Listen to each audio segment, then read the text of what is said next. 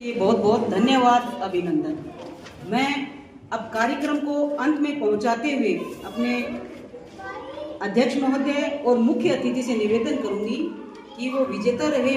बहनों और माताओं को पुरस्कृत करें और साथ में ही एक छोटी सी प्रतिज्ञा आज हम यहाँ पर लेंगे, क्योंकि आज का जो अपना समय चल रहा है वो पर्यावरण को बचाने के संबंध में है। और हर बार हम विद्या मंदिर में जो ये कार्यक्रम रखते हैं मातृ सम्मेलन का, उसमें क्या है सबसे ज्यादा खेल करवाए जाते हैं। इस बार थोड़ा सा उसमें चेंजमेंट किया है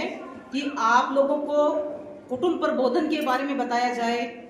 और आज का जो युग है जिसमें माताओं की कितनी महती भूमिका है उसके बारे में बताया जाए। एक पर्यावरण का इसमें 3 विषय लेकर हम लोग चले हैं, तो कुटुंब प्रबोधन का बताने की जरूरत नहीं है क्योंकि सभी माताएं और बहनें परिवार से जुड़े हुए हैं। लेकिन आज का जो हमारा परिवार है वो एकल परिवार होते जा रहे हैं। पहले हमारे परिवार थे वो संयुक्त परिवार थे, उसमें माता को चिंता नहीं रहती थी कि हमारा बच्चा क्या खा रहा है, क्या पहन रहा है, क्या कर रहा है, क्योंकि परिवार में दादा दादी हैं, ताऊ जी ताई जी हैं, चाचा चाची हैं, बुआ हैं, वो अपने आप ही बच्चों को संभाल लेते थे। लेकिन आज का जो युग है उसमें माता पिता अकेले रहते हैं, दादा दादी हैं वो अकेले हैं, ताऊ ताई जी वो अकेले हैं, तो सारी जिम्मेदारी माता पिता पे आई हुई है। तो कुटुंब प्रबोधन के लिए ये कार्यक्रम इसलिए रखा गया है ताकि आगे जो हमारी पीढ़ी आने वाली है उसको एक तो ये समझा सकें कि हमारी जो अभी जो नीति चल रही है ना, हम दो हमारे दो,